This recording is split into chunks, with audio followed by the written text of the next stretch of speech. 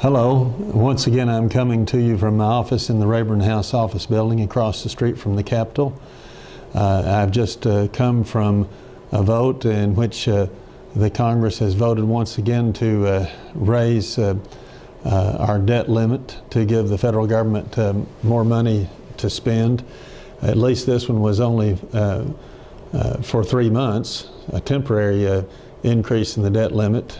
I voted against it, as did a small number, 32 other Republicans and a certain number of Democrats, but it passed by a 2-to-1 margin in the House, as it almost always does, because people pay lip service to spending cuts up here, but most of the time they don't really follow through.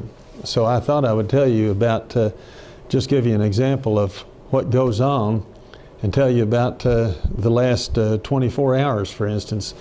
We had a hearing yesterday afternoon in one of my committees, the Oversight and Government Reform Committee, on federal government IT spending.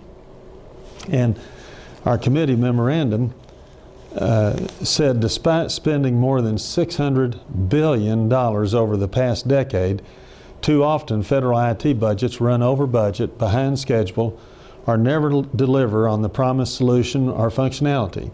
Currently, the federal government spends about $80 billion yearly on IT. Some industry experts have estimated that as much as 70% of the new federal IT acquisitions fail or require rebaselining.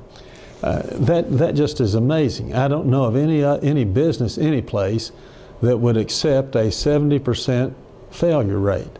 And I think it's just ridiculous. And yet this spending continues to go up. Over $600 billion in the last 10 years. I think it was $81 billion last year, probably more this year. And that's because the spending is not coming out of the pockets of anyone who gets this equipment. So all of the people always want the latest computers and all the bells and whistles because they're not paying for it personally. I mentioned at the hearing, I read this comment from the committee memorandum, but then I also mentioned that just a week and a half earlier, I'd read in the New York Times an article that said, in second look, few savings from digital health records. And the New York Times said the conversion to electronic health records has failed so far to produce the hoped-for savings in health care costs, and has had mixed results at best. And it said optimistic predictions by the RAND Corporation in 2005 helped drive explosive growth in the electronic records industry. So we're paying for all this technology, all this equipment, and they tell us that computers and other technology is obsolete and outdated the day that you take it out of the box, because improvements are moving so fast. Yet at some point we have to get some use out of the equipment that we're buying. And I mentioned at the hearing that almost always when a government agency messes up in some way, the two excuses that you always hear is they'll say they're underfunded, or that their computers are outdated, or their technology is obsolete. And that's totally false, because they're funded at much higher levels than almost any private business, and their technology is usually newer than any private business.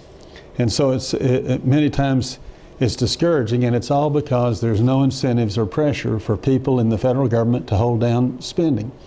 As I drove to my home in Virginia last night, I heard on the news that the federal government had spent $342,000 just to build a heated viewing stand for the president and his party to watch the inaugural parade. $342,000. Then I come in this morning, and there is on the front page of today's Washington Post, this is January 23rd, a story that says, "Many want it gone, but this federal program won't die." And it tells about a program called the Christopher Columbus Fellowship Foundation, a $450,000 program that even President Obama says is inefficient and redundant, because The same program is being done through the Defense Department and many other departments and agencies in the federal government, and there have been 7 efforts to cut it or eliminate it, and yet nobody's been able to do so. And so it gets discouraging, and federal spending just keeps going up and up and up, and it's harming our economy, and this country could be booming beyond belief if we would leave more money in the private sector. 3 or 3.5 years ago, we passed a stimulus, so-called stimulus program. I didn't vote for it, but by the administration's own estimates and estimates of other experts, it costs well over $200,000 per job created by that program. Most people think or estimate that you create jobs in the private sector for each $50,000, counting salaries and benefits.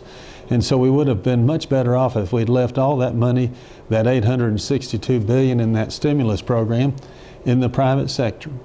But we don't do it. And in the end, what's going to happen?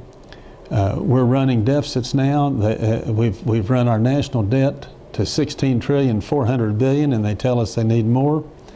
And they say under the most optimistic scenario that the debt is going to go to at least 20 trillion, probably 22 trillion by the end of President Obama's second term, 4 years from now. What it means is that we're not going to be able to pay our Social Security and our veterans pensions and other things that we've promised our own people with money that will buy anything if we keep on spending like there's no tomorrow. And that's the whole problem with government. There's just no incentives or pressures on people to hold down spending since it's not coming out of their own pocket. We simply have to, at some point, get more fiscal conservatives elected to the Congress and in high positions in the federal government. Thank you.